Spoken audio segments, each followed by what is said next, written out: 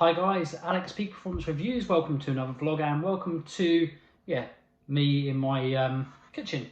But yeah, basically I wanted to, you'll probably see from the title what this video is about. There's not continuity between this intro and the video I'm going to show you, or the videos I'm going to show you, should I say. But I wanted to do this quick intro to explain some things.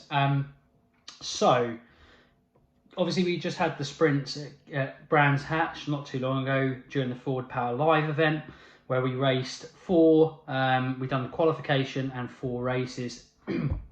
And we definitely, the car felt like it was a little bit off colour and a little bit off cue and off the pace really.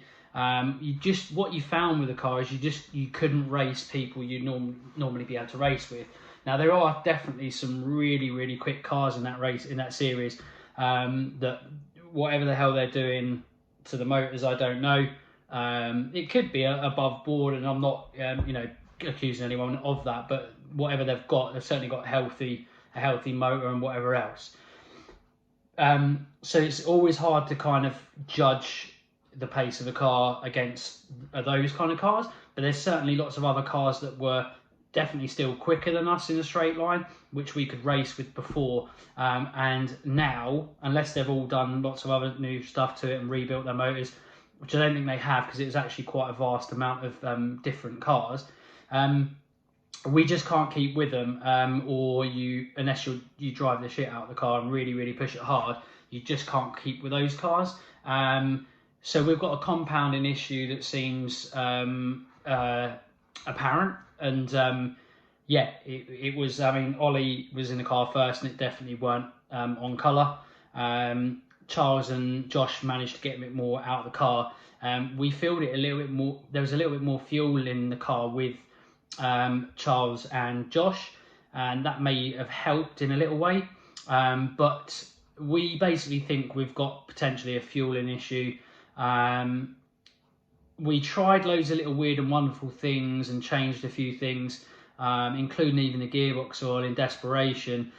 We thought it made some kind of quantifiable difference and noticeable difference, because Charles was in the car, must have drove the hell out of the car and done really well, and seemed like he was a bit more on the pace and got some reasonable time. Still nowhere near what we've done before, even on a track day, let alone race days. So considering we'd rebuilt the motor, it shouldn't be doing what it's done. We looked at all obvious things and we started to think that it's definitely something down the fuel inside. Anyway, obviously I got in the car and I think it seemed to get even worse. So in race 4, if you didn't see that, you can watch it by all means. I've put all of my race videos up.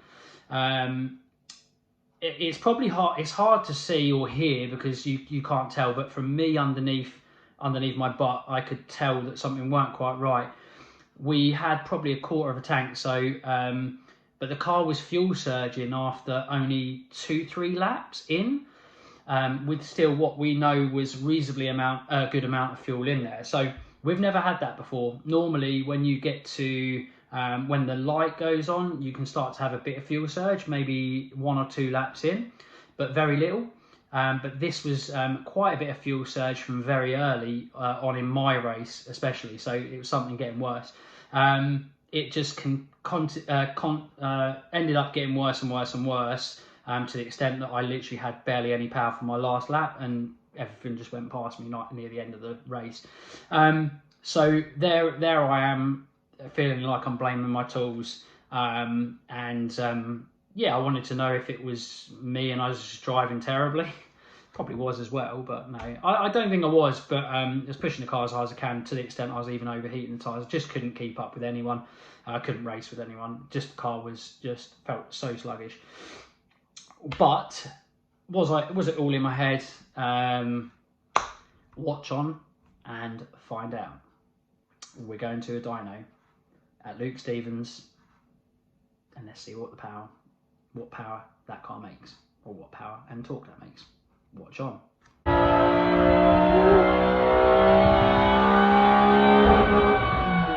yeah, I'm here at Luke Stevens in Ely, and yeah, we're going to have a dyno session on the little Ford Enduroka.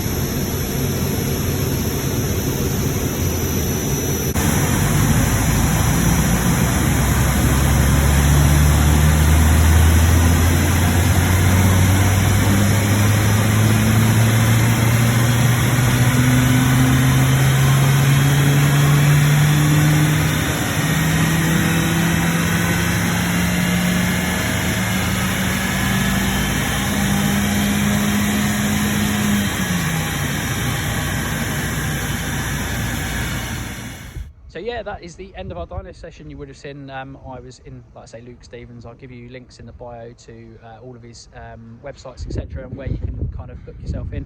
Really great guy, got a lovely dyno cell in there, and facilities for kind of all kinds of things. And like I say, I'll link you to another video as well if you haven't seen my video where I've done a bit more thorough kind of walk around Luke Stevens, and again, things about what he can kind of do and whatnot. But anyway, back onto other important factors as well, and that's the KA. So we thought after our sprint races the car that was producing less power than before. We've dynoed it, and I don't lie, although I was shitting myself because I thought that maybe it was just me driving. But to be fair, all of our drivers were struggling, and I was really struggling because the car was getting really bad. Anyway, the car is down on power from 4,000 RPM all the way to red line, 14 foot-pounds of torque and 12 brake horsepower. So yeah, massively down, not good. But yeah, we're going to put the new fuel pump, new fuel pressure regulator, and a new fuel filter on very soon. So, and then we're going to take it back to Luke Stevens, re-dyno it, and hopefully find those horses back into that engine bay. But yeah, thanks for watching, guys. As always, like, share, comment, and subscribe. See you again in the next one. Bye for now.